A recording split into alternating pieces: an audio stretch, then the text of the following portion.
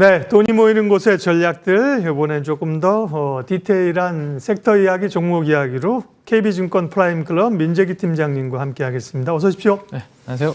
예, 시장이 그래도 이제 관세 폭풍을 조금 지나가면서 뭐 끝났는지 안 끝났는지 모르겠으나 조금 이제 숨을 좀 쉴 만한 구간이어서 어떤 섹터를 주목할 것인가. 오늘 이제 피부 미용 섹터를 말씀하시는데 시간만 되면 네, 명동에 또 올리브영에 가셔서 트렌드를 파악하시는 민재기 팀장님이 피부 미용 섹터를 보자고 하십니다. 이유는요? 네, 일단 뭐 날씨가 이제 어제는 좀 추웠는데요. 네. 이제 서서히 풀리면 마스크를 이제 벗고 이제 다니시는 분들이 많이 이제 늘어나실 거로 네. 생각이 되는데, 그러면 이제 얼굴에 보이는 피부를 신경을 안 쓸 수가 없는 그러한 환경일 것 같습니다. 그래서 이제 그런 부분들이 내수 소비 관련된 부분들이 있는데, 그것보다 최근에 피부 미용 관련된 모멘텀 중에 하나는 외국인 관광객분들이 많이 우리나라에 오셔가지고 피부 시술을 받는다라는 기사 많이 보셨을 겁니다. 예. 그죠?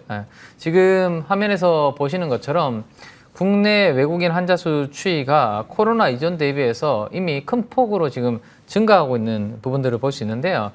이 분들이 오셔서 주로 가는 이제 진료받는 과가 대부분 피부과. 네. 그리고 예전에는 성형이 많았는데 그렇죠. 성형보다는 피부과가 훨씬 더 압도적으로 많은 그러한 부분들이 있습니다. 그분은 사실 환자라기보단 고객이네, 그죠? 그렇죠. 관광하러 오셨다가 네. 피부 시술도 받고 이렇게 뭐 하시는 분들인데, 근데 이제 이와 관련해서 우리가 이제 진행되는 이유가 지리적으로 근접해 있는 나라들, 그러니까 중국, 일본 뭐 이런 관광객분들이 네. 가까우니까 이제 오시는데, 가깝다고 무조건 오시는 건 아니잖아요, 그죠? 그렇죠. 시술 네. 비용이 상대적으로 우리가 저렴하고, 그다음에 손기술이 상당히 좋고, 네. 뭐 이런 부분들 때문에 이제 우리나라에 오셔서 이제 이렇게 피부 시술을 받는 분들이 많다라는 부분인데, 우리나라에서 이렇게 얻은 아이디어를 조금 글로벌로 확장을 한번 해보면요. 네.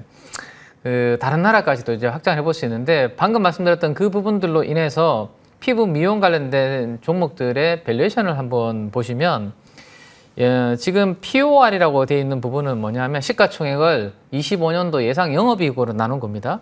그리고 오른쪽에 PER은 시가총액을 당기순이익으로 이렇게 나눈 겁니다. 그래서 왼쪽에 영업이익 기준으로만 한번 보시면, 최근에 신고가를 막 경신하면서 최근에 이 변동성 장세와 무관하게 올라가고 있는 대표적인 종목이 파마 리서치라는 종목, 아마 다들 잘 아실 겁니다. 예전에 한번 말씀하시지 않았나요? 네, 예전에 한번 말씀드렸던 예. 종목인데, 네. 밸류에이션이 지금 20배 이상으로 이렇게 거래가 되고 있는 모습이고요.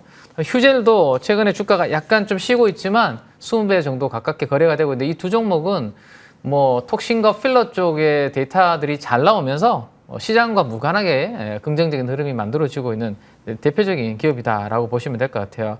그리고 이제 20배 이상 거래받는 이유는 프리미엄을 시장에서는 좀 받고 있다라고 그렇게 이해를 하시면 될 것 같고, 오늘은 요 그 표 안에서 한 종목에 대한 아이디어를 한번 말씀드리려고 하는데, 브라질 쪽입니다. 예. 네.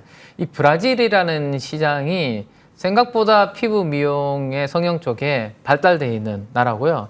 미국이 엄청나게 그 관련된 시장이 큰데, 미국에 이어서 두 번째로 큰 시장이 바로 브라질이라고. 의외네요. 예. 네, 의외죠. 근데 지금 과거에 아주 큰 스포츠 이벤트가 있었을 때보다 외국인 입국자 수가 아주 큰 폭으로 지금 증가하는 그런 모습들이 나타나고 있거든요. 그러니까 이제 브라질 사람이 네. 한국에 오는 게 아니라 브라질에 외국인들이 들어가는 거죠. 말씀하시는 네, 거죠. 브라질 쪽으로 예. 외국인들이 이제 네. 관광하러 이렇게 들어가는 부분들인데, 그 이유를 살펴보니 조금 전에 제가 말씀드렸던 네. 우리나라가 중국이나 일본 대비해서 이제 시술 비용이 저렴하다라는 포인트였는데, 네. 미국이 상대적으로 이제 브라질이 좀 싸다 보니까 한 40에서 50%가 저렴하다고 합니다. 예. 피부 시술 받는데, 그러다 보니까 미국에 있는 이제 이런 뭐 니즈가 있는 분들이 브라질 쪽으로 가서 시술 받는 분들이 많이 증가하다 보니까, 아까 그 입국자 수의 증가 데이터들이 그렇게 나오고 있다라는 것을 참고로 좀 해보시면 좋을 것 같아요. 그래서 그 부분이 한 가지가 있고, 또 미국에서 일부 관세 이슈들이 있잖아요. 그러다 그렇죠. 보니까 관세 관련된 부분들이 반영이 되면서 비용들이 올라가니까 상대적으로 관세와 무관한 나라로 이렇게 피부 미용을 받으러 간다라고 이해를 하시면 될 것 같습니다. 자, 근데 이제 이 메디톡스라는 기업이 이제 브라질 쪽으로 매출의 비중이 꽤 있는 회사이기 때문에, 만약에 브라질 쪽으로 뭐 미국을 중심으로 이런 의료 뭐 관련된 관광객들이 많이 들어가서 피부 시술을 받게 되면 당연히 메디톡스의 숫자에는 긍정적인 영향을 주게 되겠죠. 그래서 그 부분을 미리 기관 투자가들은 좀 반영을 하고 있는 게 아닌가라는 생각이 좀 드네요. 최근에 빨간색 그래프가 이제 주요 기관 투자가들의 수급 부분이라고 보시면 될 것 같은데요. 네, 사모펀드, 네, 연기금, 투신이 기관 투자가들의 3대 주체라고 보시면 되는데 이 3대 투자 주체가 다 이제 매수 쪽으로 방향을 돌리고 있는 그러한 상황입니다. 아무래도 이제 실적에 대한 턴어라운드 관련된 부분이 있고 좀 전에 말씀드렸던 그 부분으로 인해서 좀 모멘텀을 좀 찾고 있는 게 아닌가라는 생각이 있습니다. 그래서 하반기에 그 미국이라든지 이런 쪽에 또 임상 3상 BLA 신청하는 모멘텀도 있기 때문에 메톡스는 피부 미용 관련해서 주가가 많이 눌려 있기 때문에 한번 지금쯤에서는 공부를 한번 해보셔도 괜찮은 부분이다라고 말씀드리고 싶네요. 말씀하신 것처럼 중국이나 일본이나 동남아는 가성비 좋은 한국으로 오는데 사실 북미 사람들은 피부 미용 받으러 한국은 어려우니까 그렇죠. 남미에 있는 거죠. 브라질로 네네. 많이 가고 거기에 수출을 많이 하는 데가 메디톡스다. 또 피부 미용 중에서도 밸류가 아직까지 좋아 보이는 쪽이 메디톡스라고 말씀하셨고요. 네. 피부 미용 이야기했고요. 시장 전체적으로 봤을 때 또 어떤 종목을 좀 보면 좋을까 관심 종목으로 오늘 골라오셨는데 어디입니까? 네, 여전히 저는 에너지 섹터 관련된 부분들을 좋게 보고 있는데요. 네, 뭐 조선 관련해서 좀 HD 현대 마린 솔루션이라는 회사가 있습니다. 예. 네, 그 기업에 대해서 오늘은 한번 관심 종목으로 좀 제시를 좀 해드리려고 생각을 하고 있는데 마린 엔진이 있고 마린 솔루션이 있죠. 네, 맞습니다. 뭐 마린 엔진은 오늘 또 아침에 일찍 뭐 중국으로부터 엔진 수주 공시도 나왔던 기업이죠. 근데 마린 솔루션이라는 기업은 먼저 그 작년도 말 기준으로 사업 부문별로 매출 비중을 한번 좀 보고 어떤 사업을 하고 있는지를 한번 체크를 해보는 게 좋을 것 같습니다. 일단 빨간색 영역이 가장 큰 비중을 차지하고 있는데 요거는 이제 AM 솔루션이라고 하는 부분으로 선박의 뭐 유지, 보수, 관리 서비스, 엔진 쪽도 마찬가지입니다. 그쪽을 하고 있는 서비스라고 보시면 될 것 같고 그 다음 여기 주황색이 벙커링이라는 쪽인데 이거는 선박에 연료를 공급하는 서비스라고 보시면 될 것 같아요. 전방의 산업의 업황이 좋으면 뭐 연료를 주입하는 이런 부분들이 많이 증가할 거니까 이쪽은 그와 관련된 부분이고 오늘 제가 좀 주목하는 이 사업 부문 중에 하나는 바로 친환경 솔루션이라는 이 부분이라고 보시면 될 것 같습니다. 우리가 왜 친환경 환경 규제 해오는 뭐 그런 이슈들이 많이 나오잖아요. 그렇죠? 네. IMO 관련해서 회사 국제 회사 기구에서 뭐 그런 규제들이 많이 나오는데 그러한 규제를 대응하기 위해서 선박을 개조하는 서비스를 하고 있는 사업부가 바로 벙커링 쪽이다라고 보시면 될 것 같습니다. 그리고 마지막으로 뭐 여기 스마트 솔루션이라고 되어 있는 데는 차세대 선박 해양 뭐 플랫폼 서비스 관련된 부분들을 하고 있는 작은 비중을 하고 있다라고 보시면 될 것 같아요. 그러면 최근에 이제 IMO 방금 말씀드렸던 국제회사기구에서 이 선박에 대해서 탄소 배출에 대해서 비용을 부과하는 부분에 대해서 규제안을 합의했다라는 그런 내용들이 지금 들려오고 있습니다. 그러면 당연히 선박의 수리라든지 선박의 교체라든지 이러한 수요가 올라올 가능성이 높다라는 생각인데 이게 2026년, 27년부터 시행이 될 예정이기 때문에 최근 한 1, 2년 동안은 선박을 교체하든지 수리하든지를 빨리 해야지 벌금을 이제 내지 않는 그런 부분이 있다라고 보셔야 되는데 이게 지금 문제가 뭐죠? 우리가 조선이 도크가 한 2, 3년치가 이미 다 차여 있습니다. 그렇죠? 네. 그러면 선박을 신규로 뭔가 교체하기에는 기다릴 수 있는 시간이 없는 거죠. 그러면 개조를 하거나 수리를 하거나 해서 규제를 뭐 통과해야 되는 부분들이 있다라는 것을 좀 생각을 하셔야 되면 아까 좀 전에 말씀드렸던 이 현대 마린 솔루션의 그 사업부가 업황이 좋아질 가능성이 있다라고 좀 보셔야 될 것 같습니다. 이 탄소 배출 효율 기준에 따라서 A등급부터 E등급까지 이렇게 나눠지는데 기한 안에 등급을 계산하지 못하면 선박을 운용할 수가 없습니다. 바다 위로 띄울 수가 없거든요. 그래서 그런 부분들을 있다. D등급 이하에 있는 기업들이 펜오션이 32%, 뭐 대한해운도 30%, HMM도 거의 한 24%가 지금 D등급 이하의 선박을 보유를 하고 있기 때문에 이들도 이제 발등에 좀 불이 떨어질 수 있는 그런 부분들이 된다라고 보시면 될 것 같습니다. 우리가 이제 신규로 선박을 건조하는데 짧게는 2년, 길게는 3년 정도 걸리기 때문에 아무래도 신규 발주보다는 선박을 개조하거나 수리하는 쪽으로 업황이 좋아질 가능성이 높다라고 보시면 친환경 선박 개조 사업의 수혜주로서 HD 현대마린솔루션은 주목을 좀 받지 않을까라는 생각이고요.